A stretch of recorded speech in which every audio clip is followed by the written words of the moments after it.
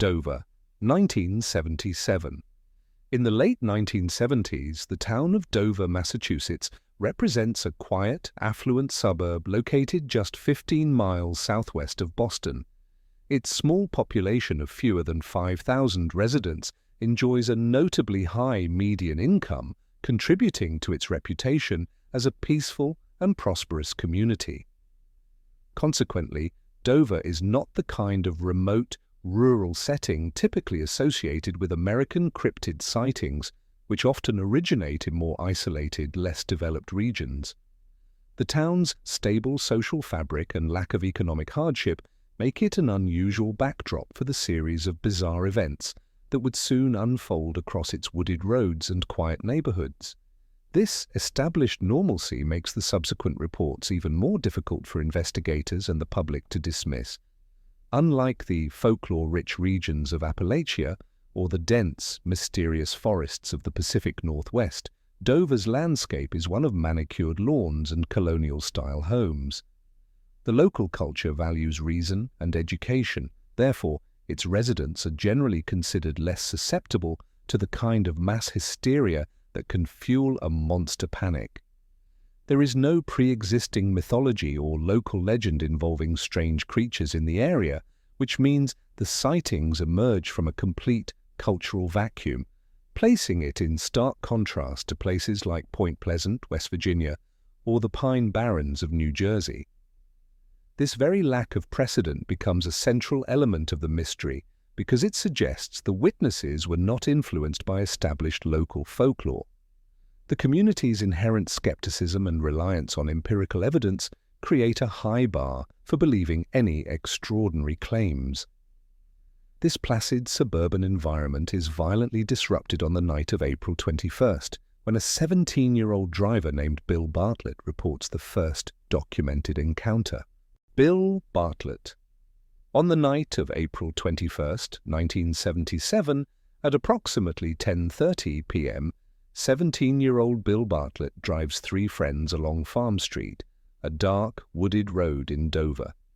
As his car's headlights cut through the darkness, they illuminate a strange creature perched on a low, broken stone wall lining the road. Bartlett reports that the entity, visible for only a few seconds, possesses a large, melon-shaped head, thin limbs, and what appear to be glowing orange eyes. Critically, none of the other three teenagers in the vehicle see the figure, a detail that immediately casts his account as an isolated event. Therefore, the initial report relies exclusively on the credibility of a single, uncorroborated witness. Visibly shaken by the encounter, Bartlett returns home and immediately recounts the incident to his father, who observes his son's genuine agitation and distress. To better articulate the strange physiology of the creature, Bartlett, a talented young artist, produces a detailed sketch from memory on a sheet of paper. This drawing depicts a spindly being with large, lidless eyes and slender, grasping fingers, establishing the foundational visual evidence for the entire case. Witness sketches are often critical in cryptid investigations, providing a tangible reference point where photographic evidence is absent. The image he creates that night quickly becomes the iconic representation of the phenomenon. Bartlett's detailed sketch captures the creature's strange anatomy, but his testimony remains uncorroborated until another local teenager has a frighteningly similar experience later that same night. The creature. Based on Bill Bartlett's testimony and subsequent sketch, the entity possesses a set of highly specific and unsettling physical characteristics. Its most prominent feature is an unusually large oblong head, which Bartlett compares to the shape of a watermelon sitting atop a disproportionately small neck. The creature's face is reported to be devoid of a nose, ears, or a visible mouth, contributing to its inscrutable and alien appearance. Embedded within this smooth, blank facade are two large, round eyes described as glowing with a distinct orange light, a feature that makes it stand out starkly against the dark, rural landscape. This combination of a large, featureless head and luminous eyes creates an impression of something fundamentally non-biological in origin. The creature's body is described as being just as peculiar as its head, with a thin, spindly frame that appears fragile and almost skeletal. Its limbs are long and gangly, ending in slender fingers and toes that it uses to grip the rough surface of the stone wall. Bartlett notes the deliberate and secure way its long fingers hold the rocks, suggesting a degree of physical strength and dexterity that belies its frail appearance, a detail that grounds the otherworldly being in a moment of tangible, physical action. The entity's skin is consistently described as pale, smooth, and entirely hairless, with a texture some investigators later likened to wet sandpaper. This complete anatomical profile does not align with any known animal. The very specific combination of these bizarre traits, initially documented by a single teenage witness, gains significant credibility when a second sighting occurs just hours later. The sketch. Upon returning home, a visibly distraught Bill Bartlett attempts to explain the impossible sight to his family, struggling to find the words. His father, himself an accomplished artist, recognizes his son's genuine fear and makes a crucial suggestion: draw what you saw. Therefore, Bartlett sits down and with a pencil translates his fleeting memory into a tangible, two-dimensional image capturing the creature's unsettling anatomy in stark detail. This simple act of documentation proves to be the most pivotal moment in the entire affair, as the drawing he creates immediately becomes the definitive portrait of the being later known as the Dover Demon. It provides investigators and the public with a shared, concrete, visual reference for all subsequent discussion. To underscore his certainty, Bartlett adds a written declaration to the bottom of the sketch, signing it with the solemn oath, "I, Bill Bartlett, swear on a stack of Bibles that I saw this creature." This statement elevates the drawing from a piece of amateur art to a formal, sworn testimony communicating the profound impact the sighting had on the young witness. In a case completely devoid of photographs, hair samples, or footprints, this hand-drawn depiction is the only piece of physical evidence ever produced. In the field of cryptozoology, such a personally attested sketch is considered a high-value piece of testimonial evidence, second only to a photograph.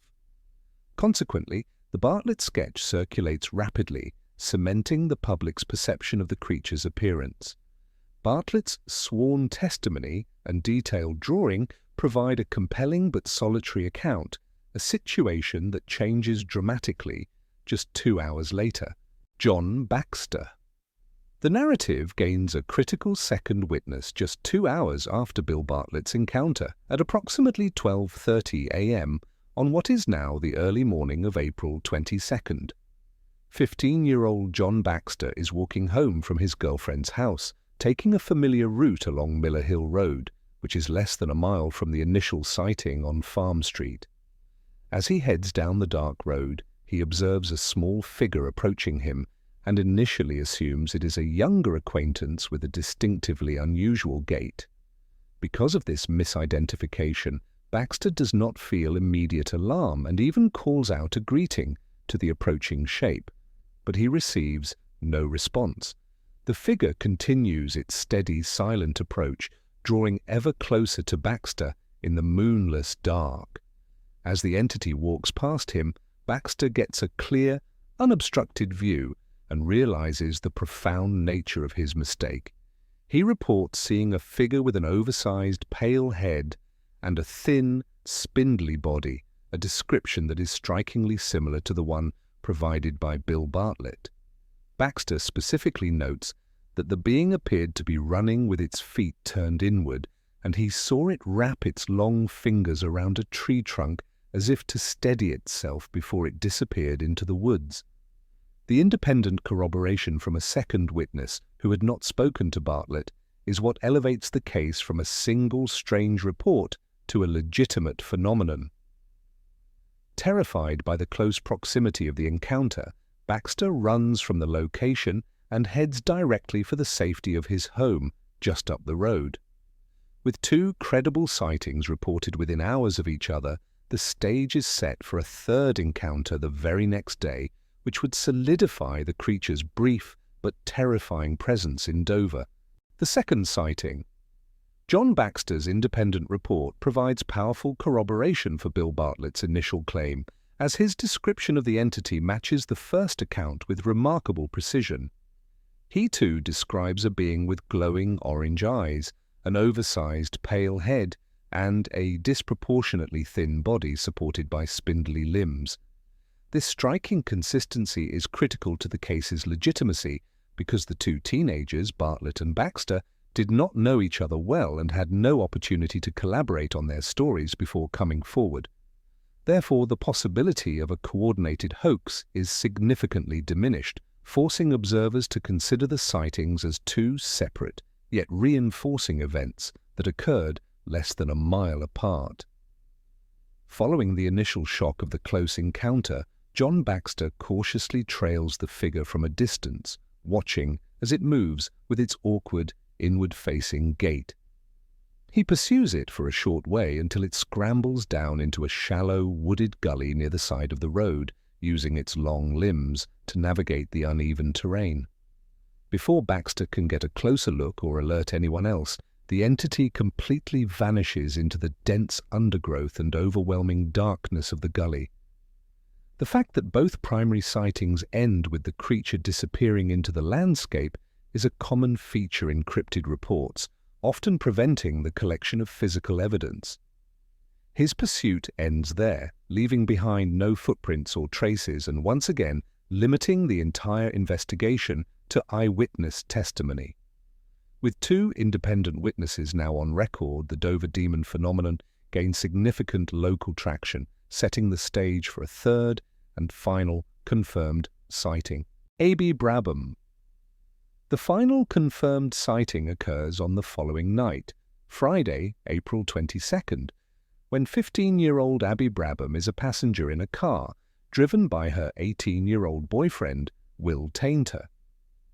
At approximately midnight, as they travel along Springdale Avenue, the vehicle's headlights sweep across the left side of the road, illuminating a startling scene.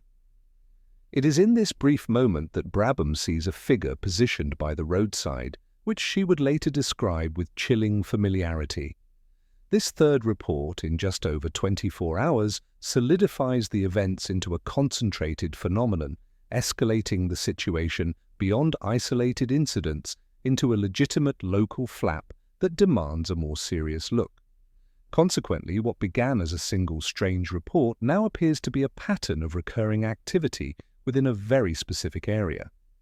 BRABHAM reports seeing a hairless creature with pale, peachy-colored skin sitting in a hunched position, its feet appearing to be molded around the top of a rock. Her description of its large, watermelon-shaped head and luminous green eyes, a slight variation from the orange reported by the male witnesses, aligns almost perfectly with the previous two accounts. Will Tainter, who is focused on driving, only catches a fleeting glimpse of something on the roadside, but is unable to provide a detailed description himself, making Abby the primary witness for this third encounter. The location of this sighting on Springdale Avenue is just over a mile from the previous two encounters, suggesting a very small operational radius for the entity. Therefore, her testimony provides another crucial, independent data point that reinforces the creature's bizarre anatomy. These three corroborated sightings from four different credible teenage witnesses provide the foundation for a formal cryptozoological inquiry, shifting the narrative from teenage panic to methodical investigation. The final glimpse. Abby BRABHAM's account adds further detail to the creature's established profile, describing a hairless figure with a large, oblong head that she notes was the size of its entire torso. While Bartlett and Baxter reported glowing orange eyes, BRABHAM claims the eyes she saw in the headlights were a distinct, luminous green, a minor but notable discrepancy in the testimonies. This slight variation is often interpreted by investigators as a potential effect of different lighting conditions or angles of observation, rather than a contradiction. Will Tainter, focused on the road, confirms seeing an unusual shape but cannot provide any specific details, making BRABHAM the sole corroborating witness for the third and final documented sighting. Their encounter is exceedingly brief, lasting only a few seconds before the car speeds past, but the image of the strange being leaves a lasting and terrifying impression on the young passenger. What makes this final glimpse so significant is its finality. After Abby Brabham's report on the night of April 22nd, the sightings abruptly and completely cease. There are no further documented encounters with the so-called Dover demon from that night forward, leaving investigators with a highly concentrated but frustratingly brief window of activity. This sudden disappearance is a hallmark of many high strangeness events, which often end as inexplicably as they begin. The creature appears in Dover for approximately 48 hours and then vanishes without a trace. This short, intense series of sightings by 4 young, credible witnesses prompts the involvement of cryptozoological investigators who work to document the case before it fades into local legend. Loren Coleman. Within days of the events, news of the strange sightings reaches Loren Coleman, a prominent cryptozoologist and author living in nearby Portland, Maine. Because of his geographical proximity and established expertise in investigating anomalous creatures, he becomes the first serious researcher to take on the case. Coleman travels to Dover and quickly arranges to conduct in-person interviews with all the primary teenage witnesses, Bill Bartlett, John Baxter, and Abby Brabham. His methodology is systematic, focused on gathering first-hand testimony while the events are still fresh in the witnesses' minds, ensuring the accounts are not yet contaminated by media sensationalism or local rumor. Therefore, his timely intervention preserves the raw, unfiltered details of each encounter for future analysis. During his investigation, Coleman collects copies of Bill Bartlett's sketch and meticulously documents the consistencies across the 3 separate reports, noting the shared descriptions of the creature's oversized head and thin body. He is particularly impressed by the witnesses' apparent sincerity and the lack of collaboration between them prior to their reports, which strengthens the case's credibility. It is during this period of initial documentation that Coleman coins the enduring moniker for the entity, the Dover demon. The act of naming a cryptid is often what cements its place in paranormal lore, transforming a local sighting into a widespread legend. His work effectively organizes the scattered reports into a single, cohesive case file for the cryptozoological community. Coleman's professional investigation validates the teenagers' claims as a legitimate unexplained phenomenon, sparking a wider debate about what, exactly, they saw on those dark Dover roads. The investigation. Loren Coleman's investigation concludes that the teenage witnesses are highly credible, noting their sincere demeanor and the emotional distress they exhibited when recounting their experiences. He observes that none of them appeared to be seeking fame or financial gain from their stories. In fact, they seemed reluctant to discuss the events and were only prompted by the seriousness of what they believed they saw. Coleman systematically rules out the possibility of a prank or coordinated hoax, as the primary witnesses had little social connection and no opportunity to invent a story together in the brief window between the first 2 sightings. This lack of collusion is a key factor that elevates the case beyond a simple local scare. As Coleman publicizes his initial findings, the case attracts the attention of another respected researcher from a different field, ufologist Walter Webb. Webb, an investigator for the Aerial Phenomena Research Organization, APRO, approaches the case from the perspective that the creature could be extraterrestrial in origin, a theory fueled by its non-terrestrial appearance.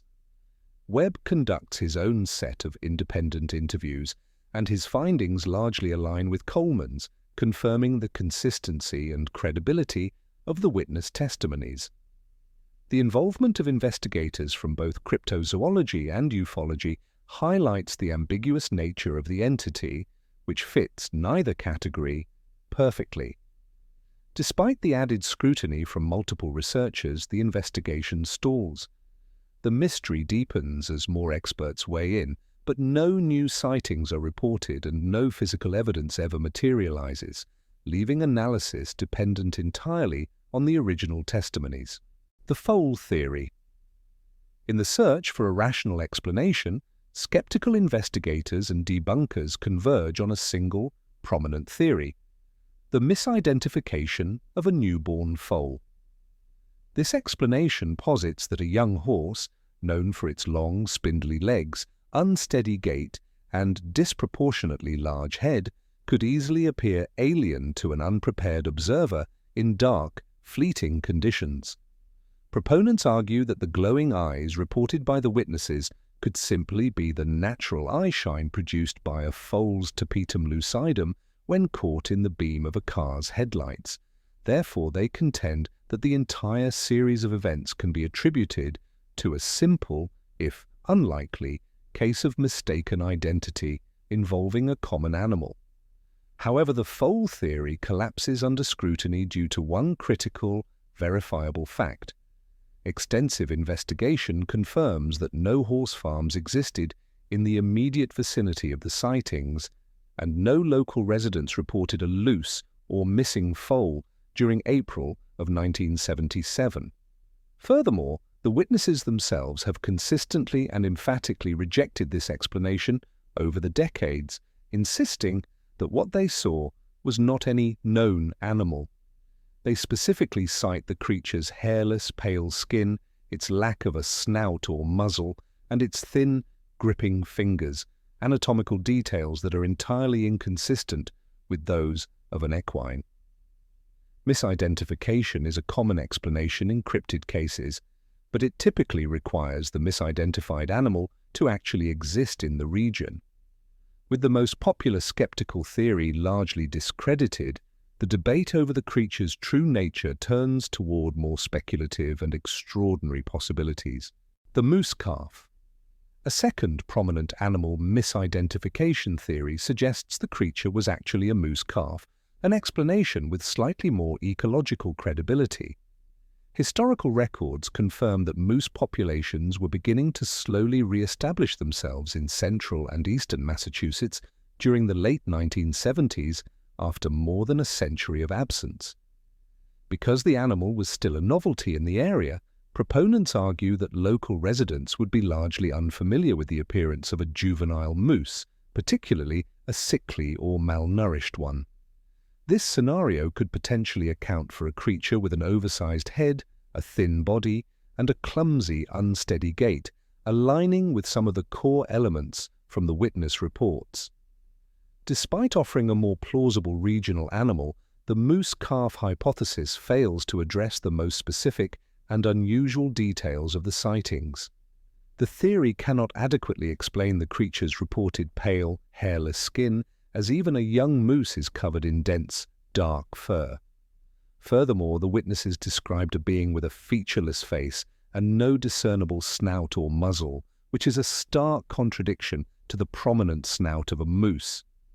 The most significant discrepancy, however, is the description of long, slender fingers used for gripping rocks and trees, a biological feature fundamentally at odds with the hooves of any member of the deer family.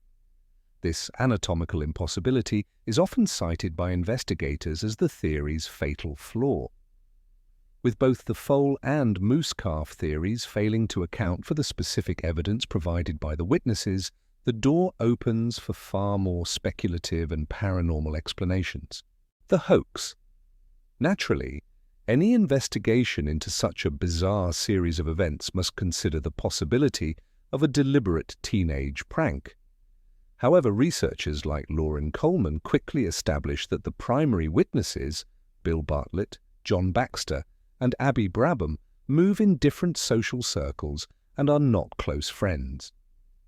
This social separation makes the idea of a coordinated, rapidly executed hoax highly improbable, as there was little opportunity for them to conspire between the first and second sightings. Furthermore, the witnesses maintained their individual accounts with remarkable consistency for decades, never altering the core details of their encounters. None of the teenagers seek publicity or attempt to profit from the incident, which undermines the typical motivations associated with fabricating such a story. Years later, in 2006, Bill Bartlett and Abby BRABHAM both agreed to undergo polygraph examinations for the television series Monster Quest to verify the sincerity of their claims. The results of the tests indicate that both witnesses are being truthful when recounting their sightings, providing further evidence against the hoax theory. While polygraph results are not admissible in court, they are often used in paranormal investigations to gauge witness sincerity and credibility. Because of the lack of motive, the social distance between witnesses, and the subsequent polygraph results, the majority of serious investigators, including Coleman and Webb, formally rule out a deliberate hoax as a credible explanation for the events.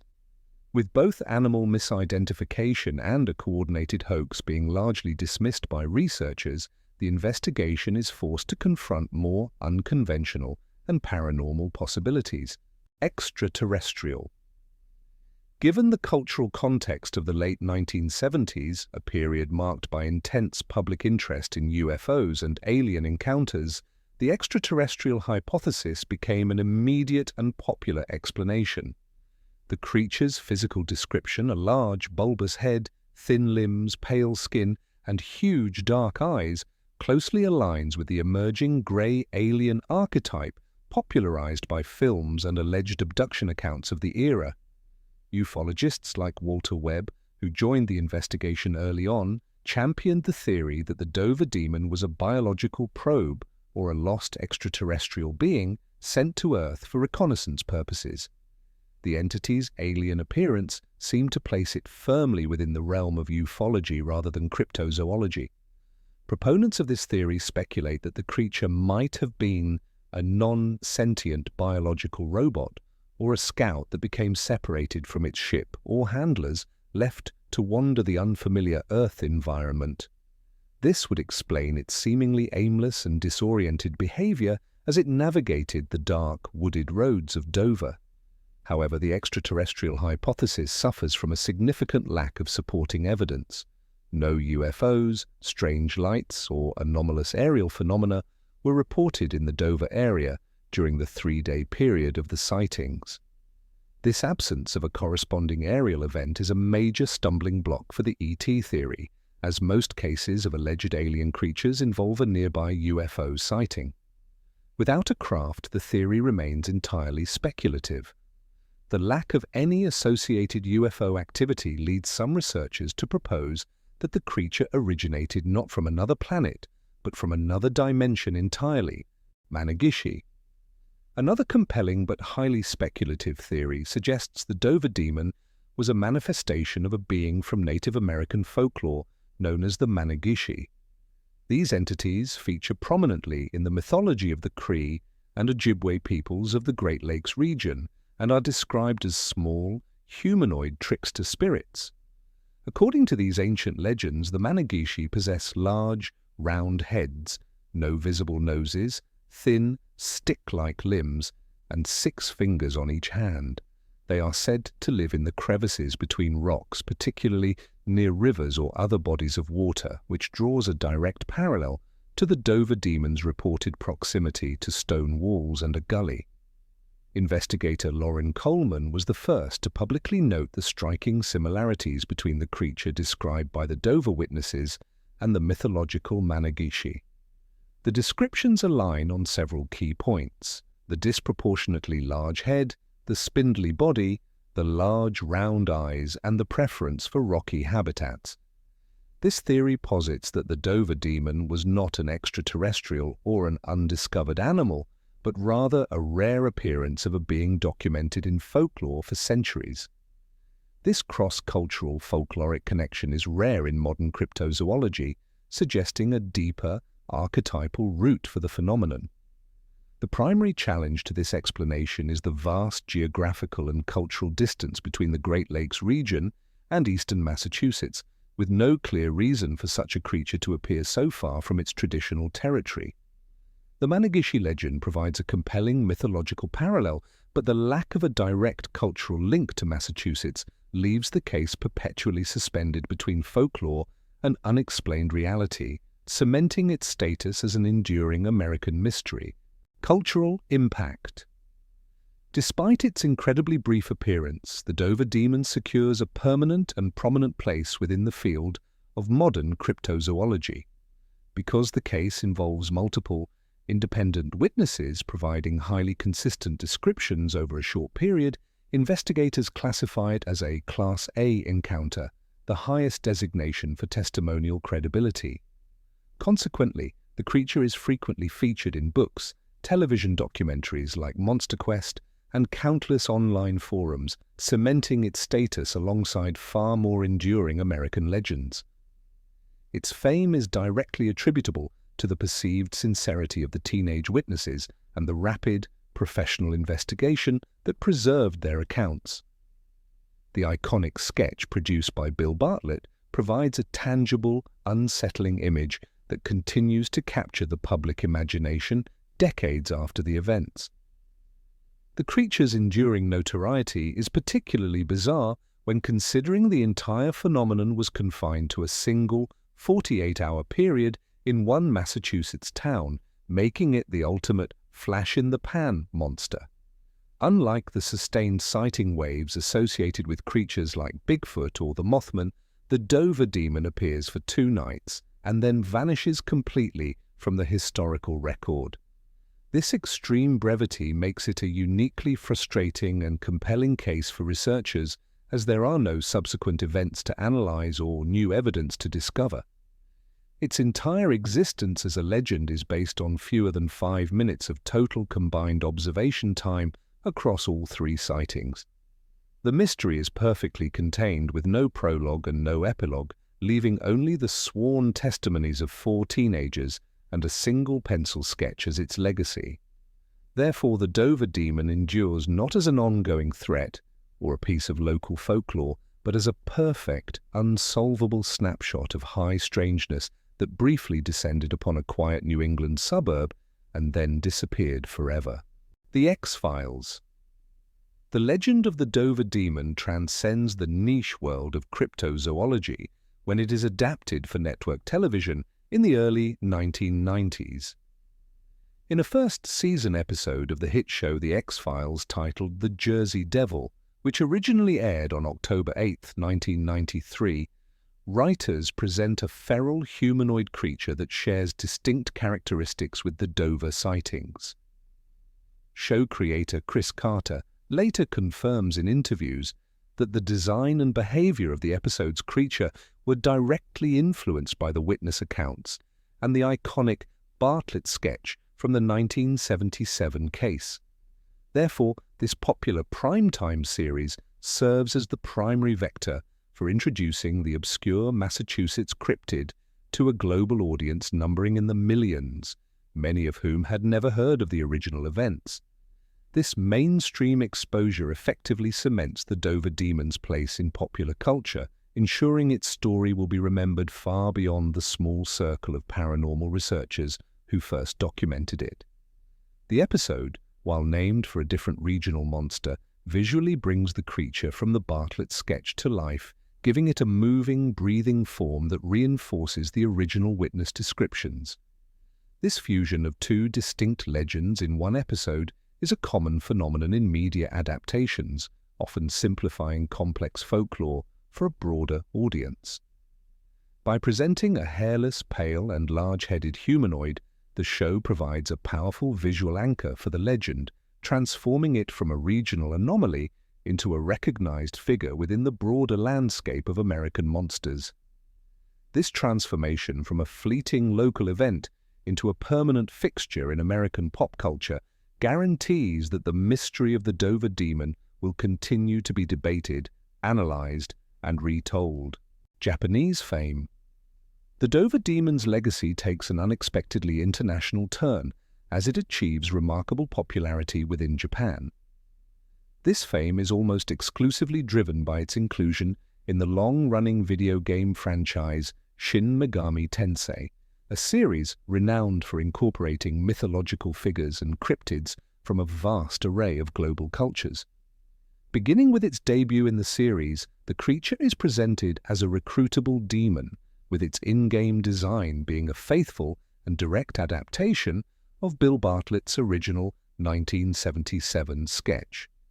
Because of this inclusion, millions of Japanese gamers are introduced to the obscure American cryptid, not as a piece of paranormal folklore, but as a legitimate character existing alongside established deities from around the world. The game franchise therefore treats the Dover demon as a confirmed mythological figure, granting it a level of cultural acceptance it never fully attained in its home country. This appearance is not a singular event. The creature becomes a recurring low-level monster throughout the Shin Megami Tensei series and its popular spin-offs like the Persona franchise. This repeated inclusion solidifies the Dover demon as a recognizable entity within the landscape of Japanese video games, where its unique and unsettling design is frequently referenced and replicated. As a result, the creature develops a strange and enduring international legacy completely disconnected from its fleeting origins in a quiet American suburb. Its journey from a dark roadside sighting to a staple of Japanese pop culture is perhaps the most surreal chapter of its entire story. This digital afterlife ensures the memory of the creature is preserved and propagated to new generations through a medium the original witnesses could have never imagined. The creature's strange journey from a dark Dover road to a digital battlefield in Tokyo cements its status as one of the most unique and unpredictable legends in modern American history. The silence. Following the third and final sighting on the night of April 22nd, the Dover demon phenomenon abruptly ceases, leaving a permanent void in the narrative. In the subsequent weeks, months, and years, no further credible reports of a similar being emerge from Dover or any of the surrounding Massachusetts communities. Despite renewed local interest and searches conducted by investigators, no physical evidence like tracks, hair, or a body is ever recovered from the wooded areas. The complete lack of a carcass is a common and frustrating feature in many cryptid cases, fueling theories of non-physical or interdimensional origins. This absolute silence transforms the case from an active investigation into a historical puzzle defined entirely by what is missing and what remains unknown. This lack of a final chapter is precisely what makes the Dover demon so uniquely unsettling among American monster legends. Most cryptid sagas are ongoing narratives fueled by a continuous stream of alleged sightings and potential evidence, but the Dover case is a closed and finite story. Because no new data will ever emerge, all analysis is permanently forced back to the same 48-hour window in 1977 and the sworn testimonies of 4 teenagers. The mystery, therefore, does not fade over time. Instead, it solidifies, becoming more potent because of its very incompleteness. Its legacy is not one of a lurking terror, but of profound and permanent ambiguity, a question mark left hanging over a small New England town forever. If you enjoyed this, I'm going to be posting a lot here. I would greatly appreciate it if you could subscribe. Thanks for watching.